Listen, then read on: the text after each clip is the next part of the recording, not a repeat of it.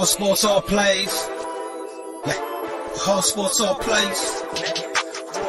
Whole sports all plays. 365, we making a plays. You talking the game, get you through the days. We're high in the court, the dime in the lane. Variety topics, living the same. All presentation, sports information. Hitting the airways, taking the nation. All sport, all plays, like working your faces. Grace at the field, so tie the laces. All sports, all plays.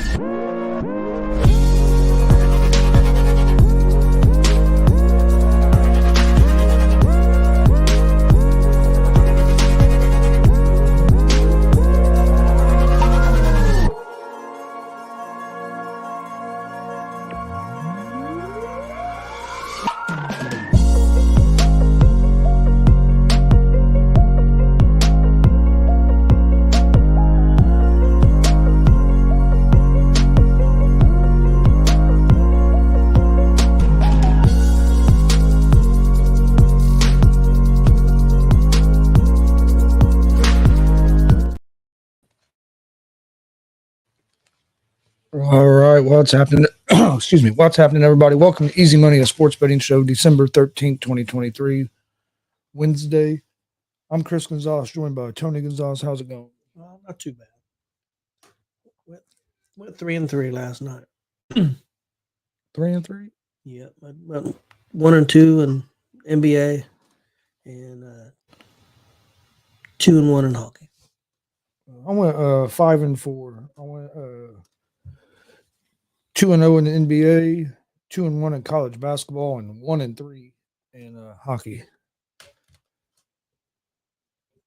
So didn't have a good night in hockey last night, but hey, that happens sometimes. Yep. All right. Well, we got a decent slate of games today. Some NBA, some hockey, and some college basketball. NFL back tomorrow with Thursday night football. And then, of course, we have the college bowl game starting this weekend.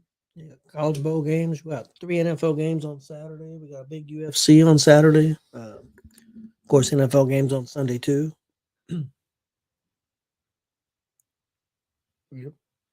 So pretty busy weekend in the sports world.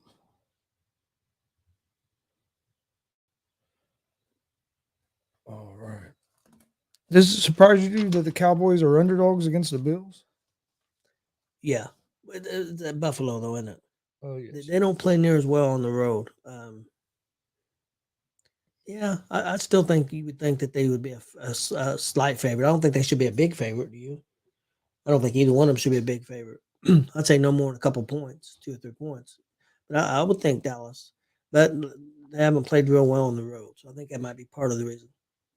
Big game for Buffalo. They need this one. They haven't played well on the Dallas hasn't played well on the road, and they've struggled against teams with good records. The Bills aren't a team with a good record, but look at this comparison. Bills have been playing pretty hot against current NBA current playoff teams. You see what Dak has done, and you see what Purdy's done. Yep. 18 touchdowns, 5-2 record, only 3 interceptions, 124.2 passer rating for Purdy, 68% complete. The only thing that Dak beats him in is passing yards by about 15. Dak's the MVP, and Purdy shouldn't even be in the conversation if you talk to you listen to a lot of these people on TV. Yeah, which makes no sense to me, but okay. I heard heard some guys arguing about on the radio today, and they were saying that the difference is that with the Cowboys, it's all about Dak. If Dak plays good, they play good. Okay, so Dak don't have no weapons. So last 3 or 4 years, all I've heard is, or used to hear before when Dak was struggling, oh, he needs more help. He needs more help. They brought in Amari Cooper. Wait a minute. What happened when they brought in Amari Cooper? Dak started playing better. Now they have CD Lamb. CD Lamb's probably, I know he's a top 10 receiver. He might be a top 5 receiver. I just don't. I think Pollard's a top 10 running back, so he's got weapons. When it comes to some quarterbacks, we say they need help, and they get the help, and then they start playing better, and we praise them. But then with other quarterbacks, we criticize them and try to downgrade them because of the players they have around them. And it just, yeah. I think so. It comes down to nobody wants to. It comes down to people that want to admit that all the scouts and all these people were wrong on a guy, and it happens all the time. But the other thing comparable, Dak wasn't a first round pick either. He was what? I think a fourth round pick. So that's third or fourth round. That even makes them more comparable. I mean, I know Purdy was the last pick in the draft, but he wasn't a first round or second round, and neither was Dak. Yeah, and it's took Dak a lot longer to get to this point than it's took Purdy. Yeah, but Dak did have he had a real good rookie year. Yeah, they had a winning good record, went to the playoffs, and played good. He played well in that game against Green Bay and ended up losing. Yeah. So I mean, Dak did have a good rookie. Dak's had some good years, but he's also had. I mean, he's been okay this year, but look at him against the better teams. They beat up on bad teams. Yep. And everybody wants to talk about the 3 games San Francisco lost. Purdy played terrible. Did he play great? No, but he also had his team the chance to win those games if they hit field goals, and it's totally different conversation because then San Francisco might only have 1 loss.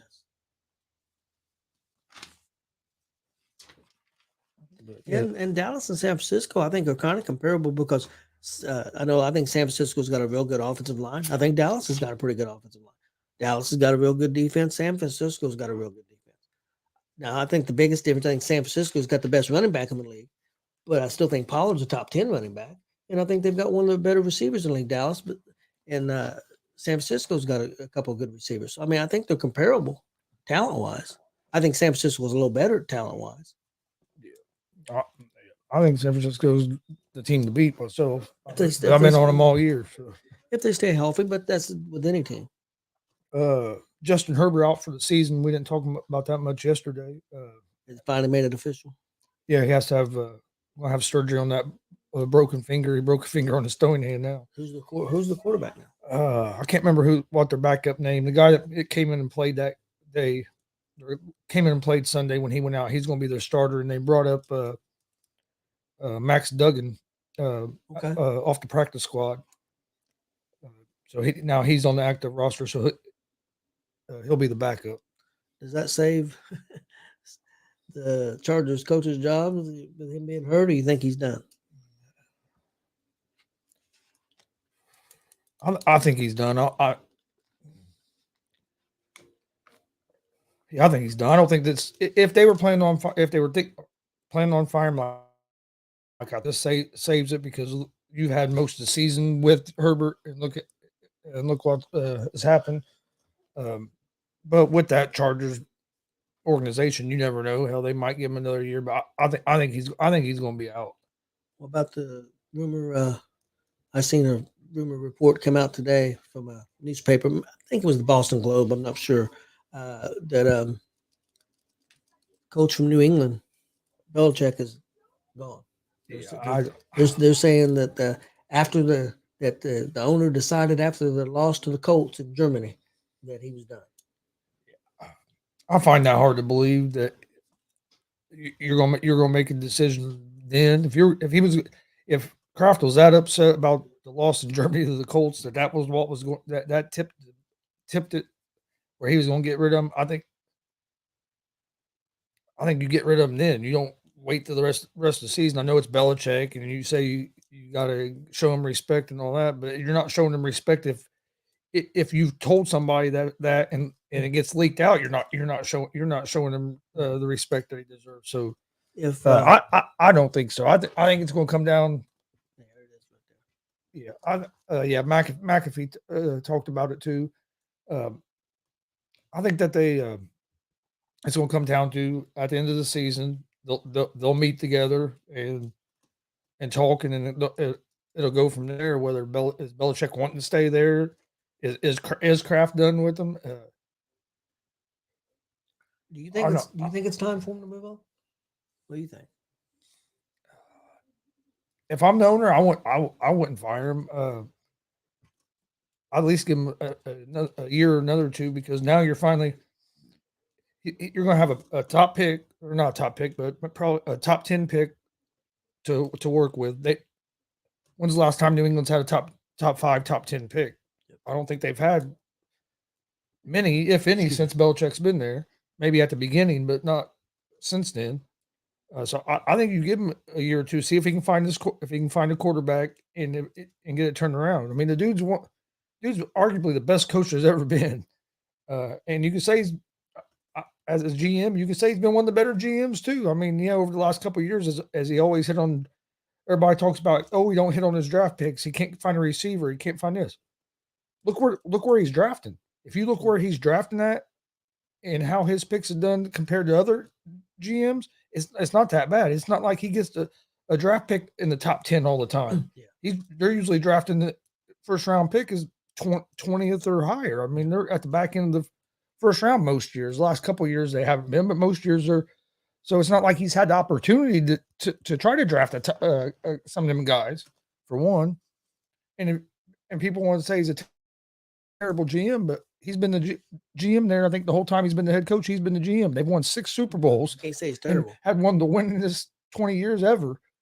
I mean, so you got to give him credit as a GM for that as well as a coach. But I think it'd be hard to move on from him. Yeah, I think you give him this chance. Hey, we've had a bad couple of years. Let's see if we can find a quarterback and see what happens. The defense is still pretty good. They ain't been able to find a quarterback and ain't been able to score points. Yep. The defense ain't played bad, especially as of late. If Belichick moved on, we've already talked about who we thought might be the next guy.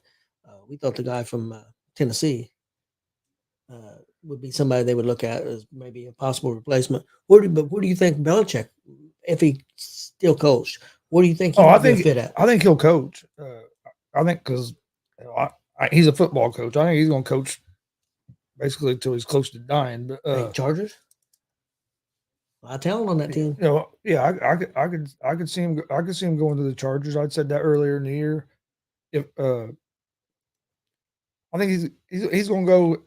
Well, a lot depends on what teams are interested in. He's going to go somewhere where he has a quarterback. I think. I mean, that's the most important thing.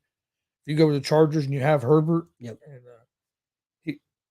and he adds some stability and a little bit of discipline to that team where they don't get 1,000 penalties, and play a little smarter.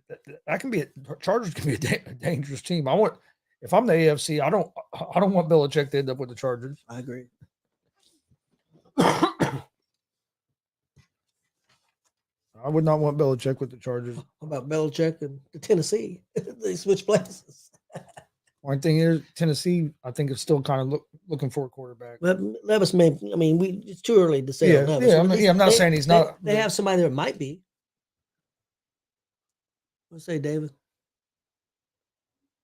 Yeah, I'm hearing that if they do fire Belichick, a lot of people think they're going to hire.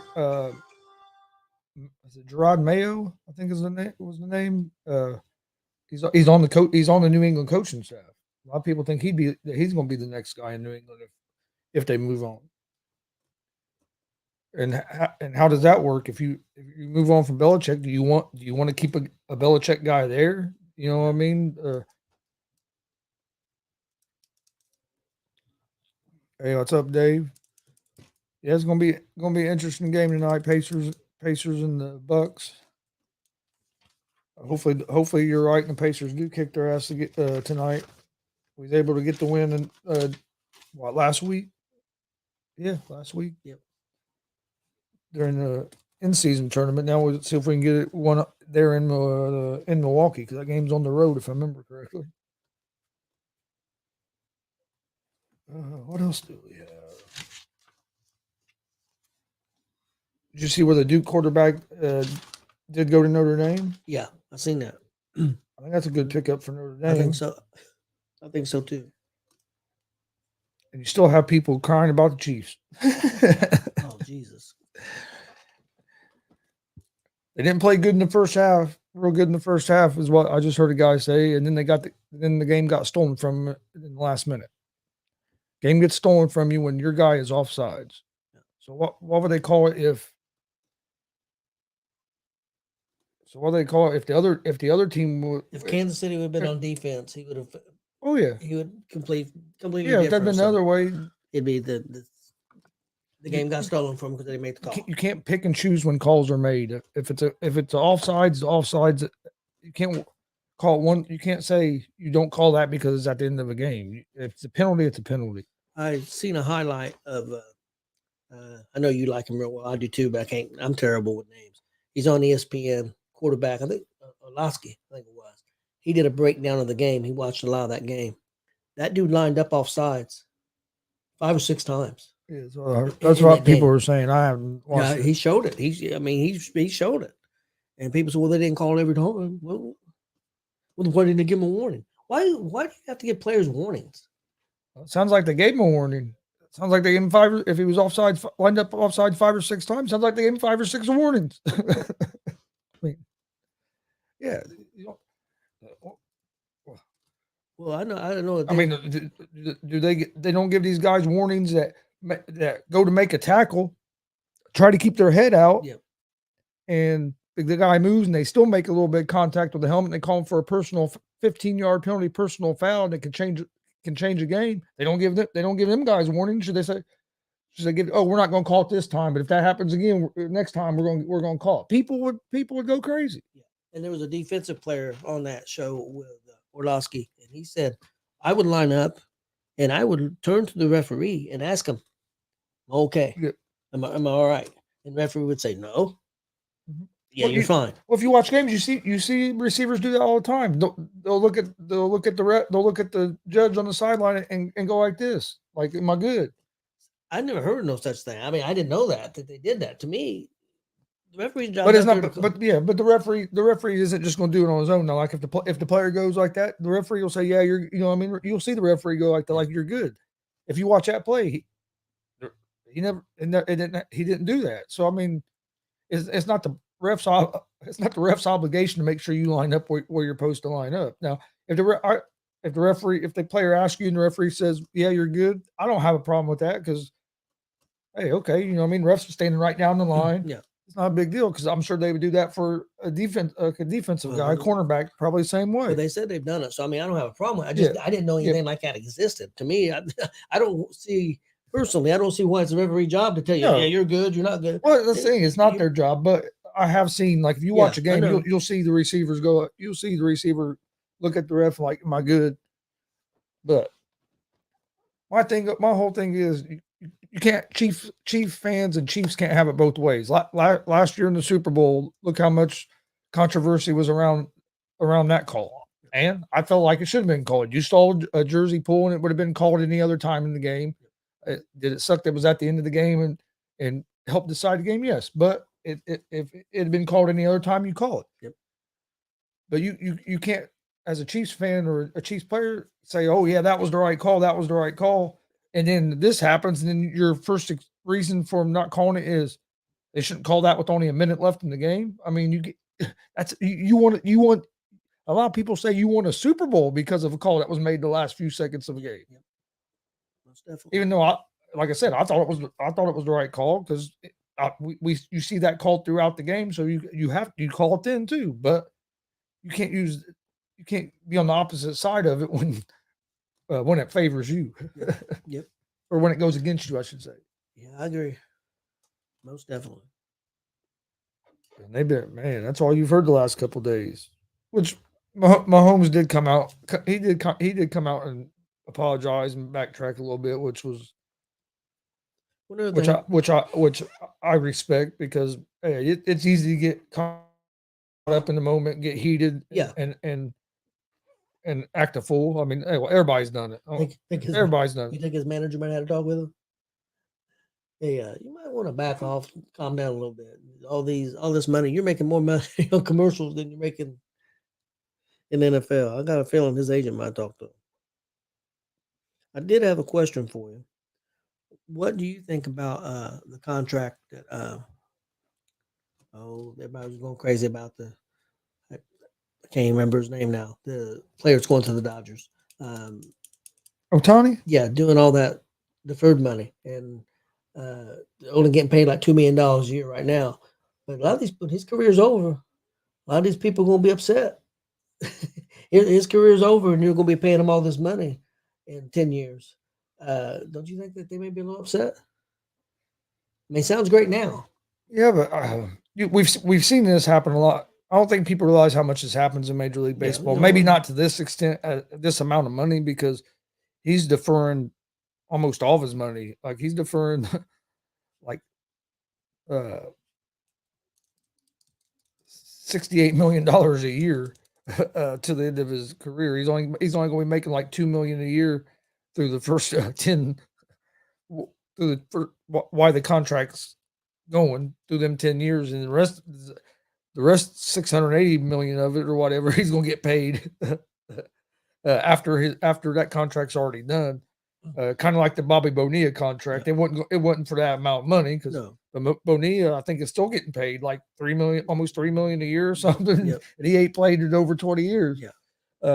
There'll be Dodger fans, especially if the Dodgers start going downhill, and then people will be complaining, well, if they wouldn't be paying him all this money, which in baseball there's no salary cap either, but I understand why he's doing it. We've never seen a player defer this much of the money. I mean, he's deferring like 80%, 90% of his contract 90%. Till after he's made the contract to be over. Yeah.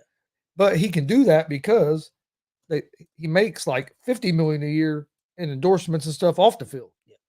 So he's still going to be making 50 to 60, 55, 60 million a year every year. And then he's going to have all that money basically. Most of that could be when he's retired. He'll be got a hell of a retirement plan, making 680 million or something. He got a hell of a retirement plan. Dude's a smart dude, man. And they said it was his idea. Yeah. They said that he went to the Dodgers. They wanted to do that to try to help make sure they can get other players and try to win championships. But yeah, you don't see many players defer that much of their money. I mean, you'll see some. Like I said, you've seen it, because we see older players are still getting paid. Guys that are retired are still getting paid by teams that have done that, but not 80, 90% of your salary. I think it's a smart move for him in a way. I don't know if I'd have deferred that much of it, but hey, it's guaranteed and you're getting that money. So I mean, if you're making enough money now, why not? I mean, you can just know you're set up for. I mean, hell, he's set up for the rest of his life, and his kids. His kids probably. I mean, you basically know you have over $600 million coming after you're done playing. I mean, when you'll probably be retired by then. What do you think about, before we get into today's picks, Draymond Green? Did you see what he done last night? I didn't. I haven't. Oh, you haven't seen that video? No. Oh, wow. He spun and threw a punch and knocked the dude upside the head, Nurkic. Okay. But it was like he was spun almost like 180 degrees and just boom. He ended up getting kicked out of the game. But yeah, it was crazy. I didn't see it happen live, but I saw the video earlier. They showed it on here earlier as when I first turned it over there, but I'd seen it before that because they talked about it a little bit on McAfee. But yeah, that dude's having a hell of a year. He can't stay on the court. Can't stay on the court, and he's hurting the Warriors. They need him on the court, and Warriors are off to a bad start. They're going to have to turn it around. They're going to mess around and not make the playoffs. It's quite possible. But yeah, you need to see that video. He knocked the hell out of you. So I imagine he's going to be out for a while. He'll probably get suspended, I would assume. I would say he's probably going, because he just came off a suspension where he was suspended for 5 or 6 games. So yeah, it wouldn't surprise me if he gets if he gets suspended again. But yeah, it was. I saw it. I was cracking up. I was like, "Really? You just got back in and you're going to do that?"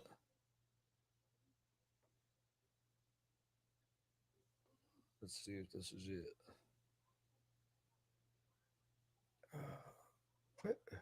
Time to apologize. Why are you apologizing to Baker for? The team is 6-7. He's completed 62% of his passes. It ain't like he's.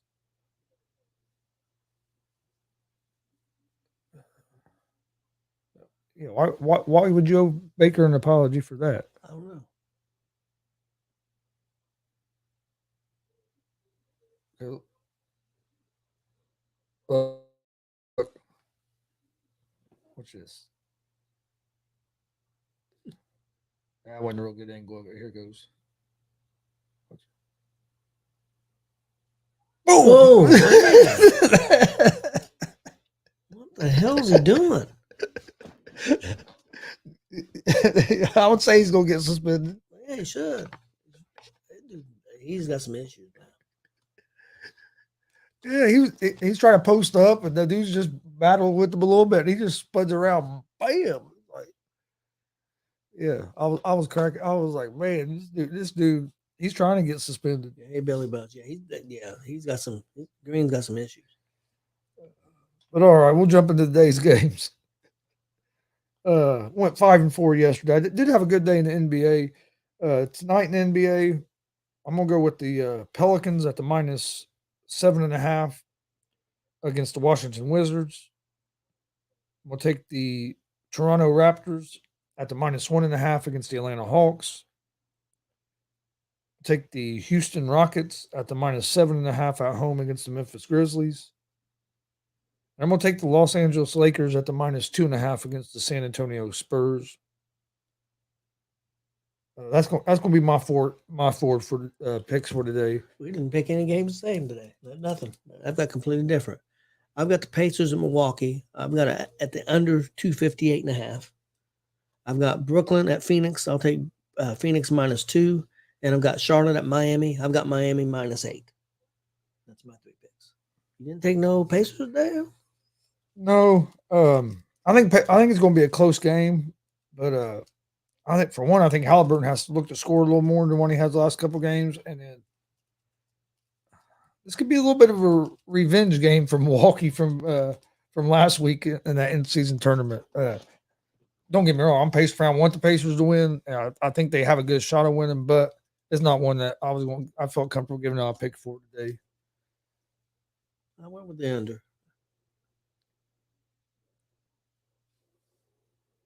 250. What'd you have of that? I got 258.5. Yep, 258.5. Damn, that's a lot of points. I thought so too. So that's why I took the under. It'll probably be over. Hockey tonight. I'm going Bruins money line against the Devils, Islanders money line at home against the Ducks, and the Jets on the money line on the road against the Kings. Well, we got 2 of the same. I got Boston money line at the New Jersey Devils. I got Buffalo at Colorado. I'll take Colorado money line. And I've got the Ducks at the Islanders. I've got the Islanders money line. Did it surprise you that the Bruins are underdogs in that game against the Devils? Yeah, I did. Devils pretty good team too, but yeah, it surprised me a little bit. And then college basketball, I'm going with Creighton at the -12.5 against UNLV. Toledo -8.5 at home against Marshall, and Longwood -2.5 against Milwaukee. I couldn't find anything I liked. I looked at it. That's going to be, there's a lot of big spreads in college basketball tonight. But I ended up going with those 3. I went 2-1 in my college basketball picks last night. Hockey's where I struggled at yesterday. I've usually been doing okay in hockey, but not last night. But that happens sometimes. All right. Well, did you have anything else for today? No, we got a big wrestling show coming up Sunday. Looking forward to that. We're a pro wrestling, so I'm looking forward to that. We got an interview tonight. Wrestling interview tonight. Yep. Oh, yeah.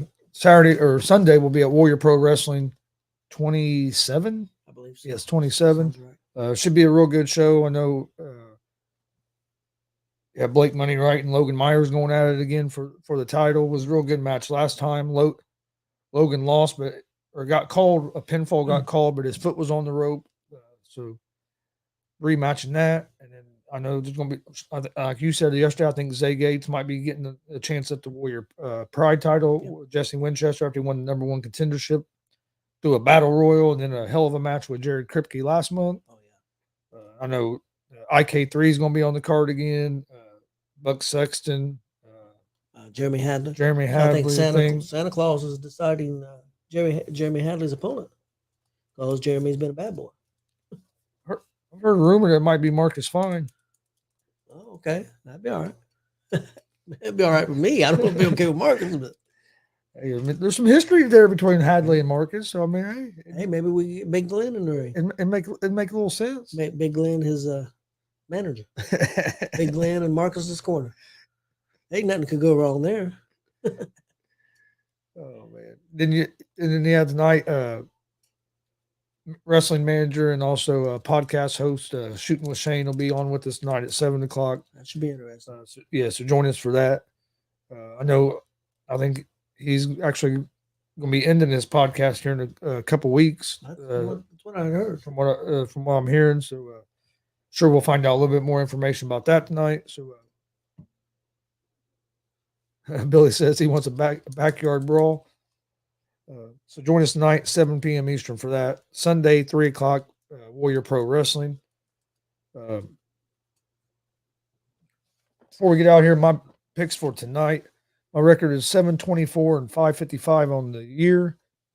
I'm going to go with the Pelicans at the -7.5, Raptors -1.5, Rockets -7.5, and the Lakers -2.5. NHL tonight, Bruins money line, Islanders money line, and the Jets money line. And then in college basketball tonight, Creighton -12.5, Toledo -8.5, and Longwood at the -2.5. Okay, my NBA picks for tonight. I got the Pacers in Milwaukee. I'll take the under 258.5. I got Brooklyn at Phoenix. I'll take Phoenix -2. And I've got Charlotte at Miami. I'll going to take the Heat -8. In my NHL picks, I've got Boston money line at New Jersey. I got Buffalo at Colorado. I'll take Colorado money line. And I got the Ducks at the Islanders. I'll take the Islanders money line. All right. Billy says, I'll take all comers. Damien said, when you bring back the midday and morning shows, miss it. We'll probably be making some changes and bringing some stuff back here at the first of the year. Yep. We've been talking about some stuff, so I don't know if it's exactly going to be doing something in the morning and afternoon, exactly what it's going to be yet. But definitely going to have some more shows. First of the year, some of that stuff will probably be coming back, or might be some new stuff. But yeah, got a couple weeks finish out this year, and then sometime hopefully toward the beginning of January, we'll be getting some of that stuff going. Yep. But we appreciate everybody watching. Please hit that subscribe button on YouTube at Gonzo Sports Room. Like and follow Facebook, Twitch, Twitter, Instagram all at Gonzo Sports Room as well. Join us tonight, 7:00 for the interview with Shooting with Shane. And we'll be back tomorrow right around 3:00 with another episode of Easy Money, a sports betting show.